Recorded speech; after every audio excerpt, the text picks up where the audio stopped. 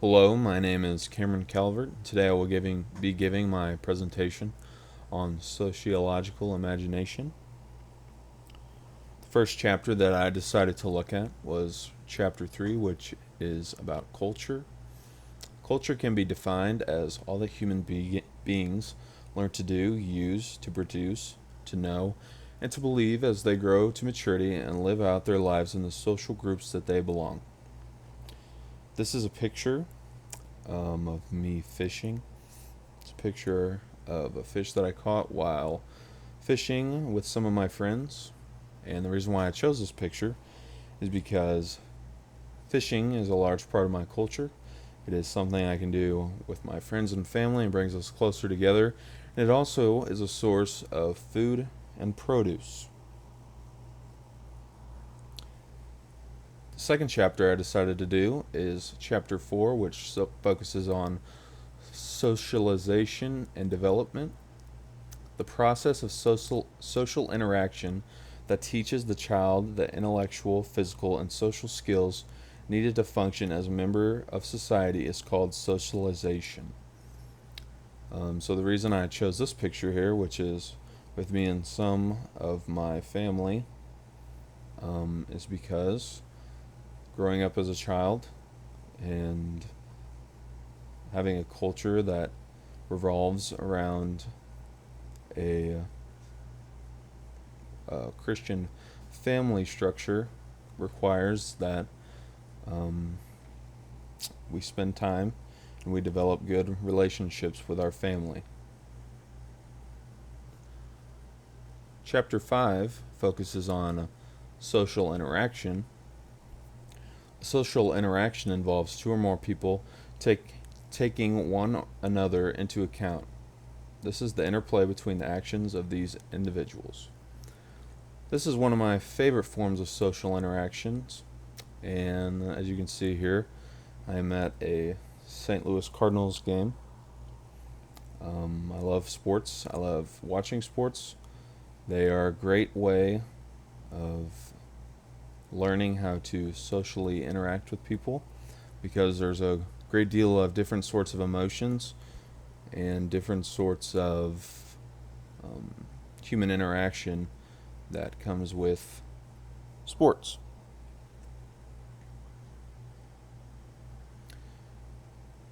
The next chapter is chapter 6, and that focuses on social groups and organizations. A social group consists of a number of people who have a common identity, some feeling of unity, and certain common goals and shared norms. So one of my most important social groups that is in my life is my church, but also my youth group. And as you can see here, we have a picture of me and my youth group. I'm up in the top left corner. Obviously, we all have a common goal, and that goal is growing our relationship with Christ and sharing the gospel with others so they can also have a relationship with Christ. Chapter 8, Social Class in the United States. A social class consists of a category of people who share similar opportunities, similar lifestyles, and similar attitudes and behaviors. In the United States, one way of advancing its social class is by advancing your educational status. As you can see here, I went ahead and took a picture of the exact same slide as I was making it, and the reason being is because I am trying to advance my social class, I guess you could say,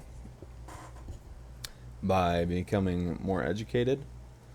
And as you can see here, this is my laptop where I am doing most of my work to earn my bachelor's degree in organizational leadership.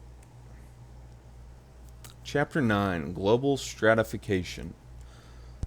The modernization theory assumes that the economic difference among countries are due to technological advances and cultural differences.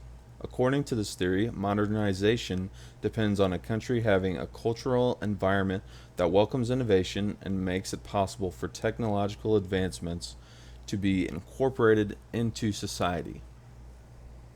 So I think that it's very clear that the United States, which is the country that I live in, is very modernized, and we do have a system of capitalism which is very pro entrepreneurship, very pro innovation. Those are probably two of the strongest points of capitalism, and I'm thankful for that because um, I benefit from that in being part of entrepreneurship in family business.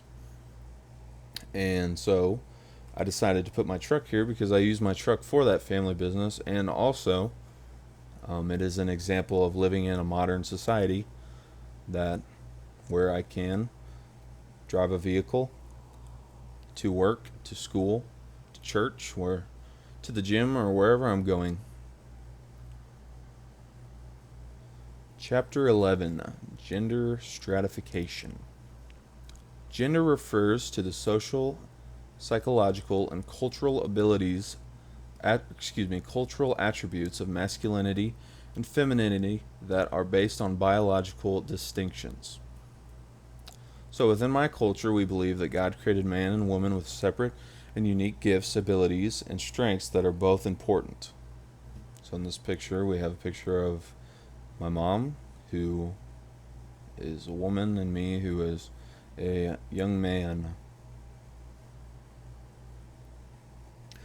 Chapter 12, Marriage and Alternative Family Arrangements. The nuclear family is the most basic family form and is made up of a married couple and their biological or adopted children. Within my culture, nuclear family is very important. We love, and we care for one another. And then this is a photo of my nuclear family. As you can see, sorry. Chapter 13, Religion. Religion is a system of beliefs, practices, and values shared by a group of people. It defines the sacred, helps explain life, and offers salvation from the problems of human existence. People on the outside of my culture would, and usually label us, assuming that we all are Pentecostal, as a religious extremist group. The likely cause of that is due to the rising amounts of agnostic beliefs and atheism. You can see this picture here is where I attend my church. I attend church often, and my relationship with God is the most important part of my life. Chapter 14, Education. A primary task of educational institutes is to transmit society's knowledge, and part of that knowledge consists of the means by which new knowledge will be sought. Within my culture, it is important to make sure that education is prioritized. That does not necessarily mean more school, but is essential to keep finding more ways to increase knowledge. I have a picture here of Urshan College. I'm a senior at Urshan College, and I have been increasing my knowledge also in contracting business. And there's my reference page, and that concludes my presentation.